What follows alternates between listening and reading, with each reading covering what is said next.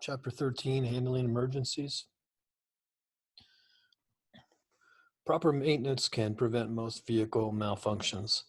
When your vehicle gives you any warning signs, promptly make the necessary repairs.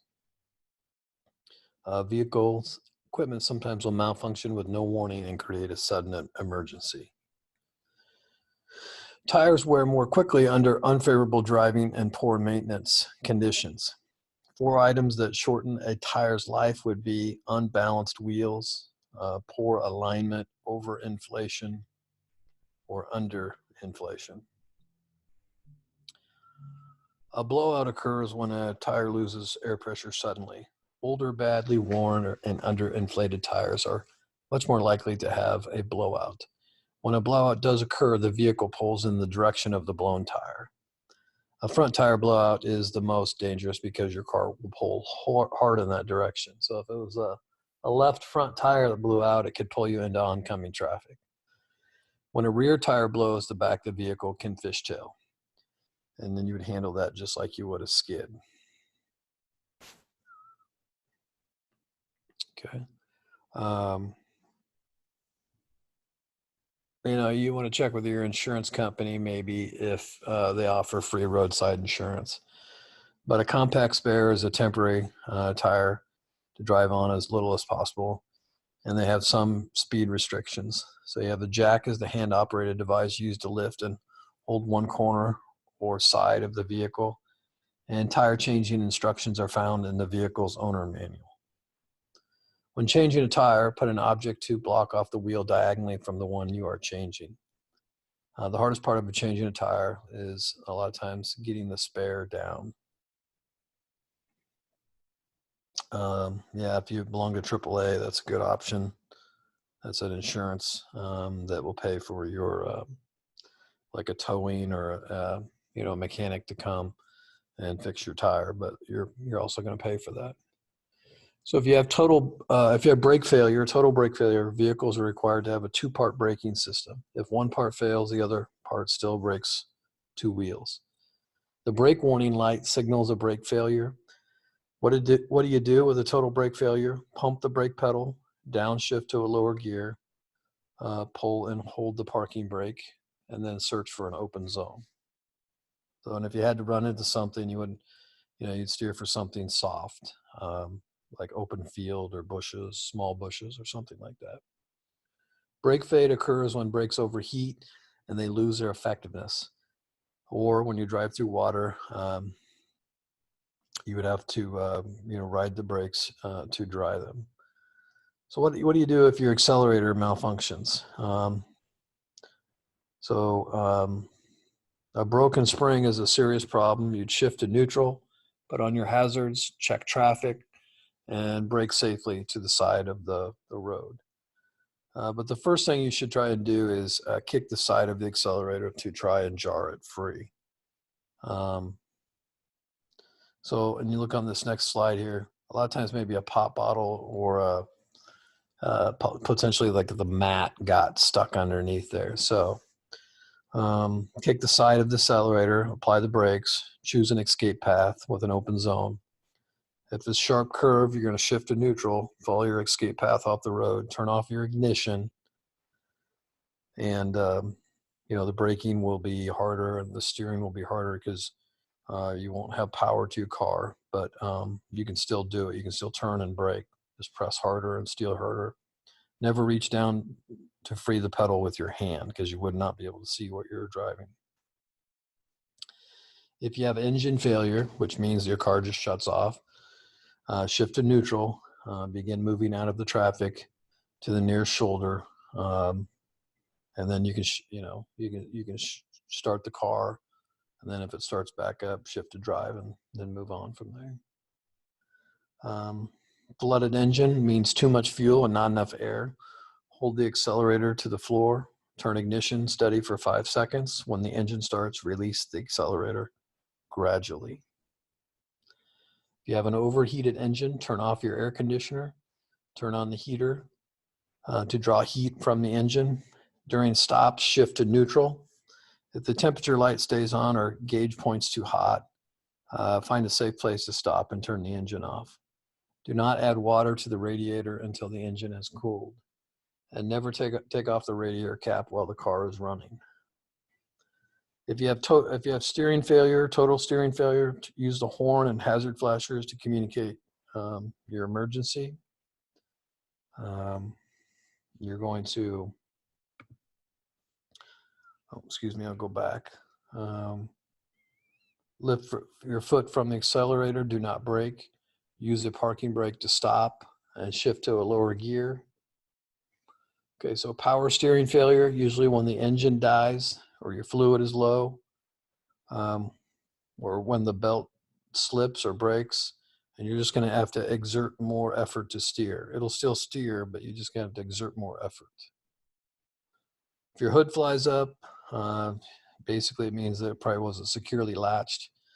So you're going to slouch down, look through the crack below the open hood, roll down a window, turn on your flashers, pump brakes gently to warn other drivers, slow down, and drive out of the traffic flow to a safe location.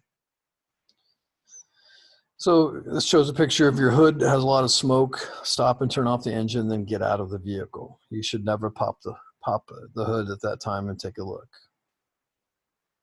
Vehicle on fire. Some cars do this, people would not.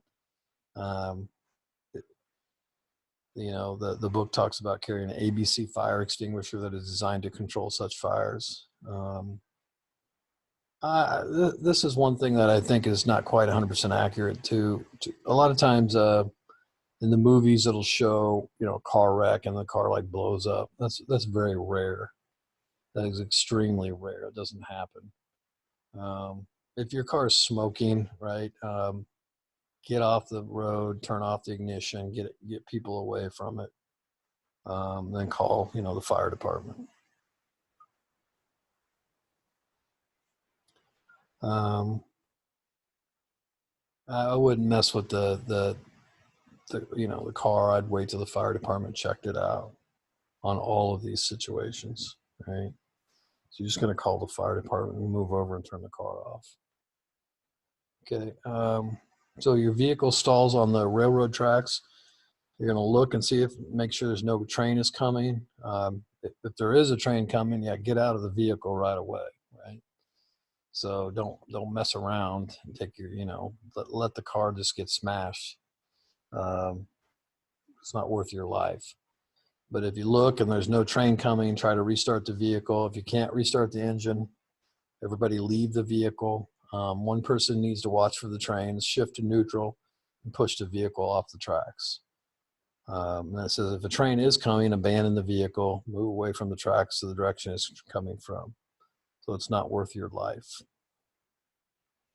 Driver errors cause more emergencies than do vehicle malfunctions due to lack of attention, inexperience, or poor decisions. Developing the right responses to emergencies is a critical part of the total driving task. The word grade means slope in driving terms. Countersteer means steer in the opposite direction. Swerving is a last second emergency, avoiding a collision. At speeds over 30 miles an hour, you can usually swerve to a new path and less distance than the distance you need to stop safely. So one thing is, you know, I say, you know, if it's a deer, right, don't swerve because you're going to make things worse. But if it's a human being, like a child that steps out at you at the last second, and you're going above 30 miles an hour, you might have to do a controlled swerve, because if you brake there, you might still hit them. So a controlled swerve means that you're looking at all the possible options, and there's an open lane, and you have the choice between hitting the child or swerving. And in that case, you would swerve to miss the child. Search for an open zone. So many fatal one-vehicle collisions results when drivers brake and return suddenly. Vehicle rolls over, vehicle crosses into the other traffic. So a lot of times what happens here is you know, maybe fall asleep or you weren't paying attention. Some people are texting and driving, and their tire runs off to the shoulder. So avoid quick steering back on, because if there's a big gap between the cement and the gravel, that could flip your car. So regain control before returning to the lane. Hold the steering wheel firmly, let up on the accelerator, and then straddle the roadway edge. And then you're gonna, basically once you've slowed down, you're not gonna hit the brakes real hard because you can go sliding. But you're gonna steer 1/8 to 1/4 of a turn on the roadway. Not a real quick reaction because you could flip the car. And again, emergency swerving is the last emergency means of avoiding a collision. It's not an easy one to make. Make sure there is no other vehicle in your lane you intend to swerve into. So executing an emergency swerve, identify the escape path, grip the steering wheel firmly and turn sharply in the direction of the swerve. Counter steer to stabilize your vehicle. So how sharp do you swerve? Determined by the amount of time available and the speed. Okay, some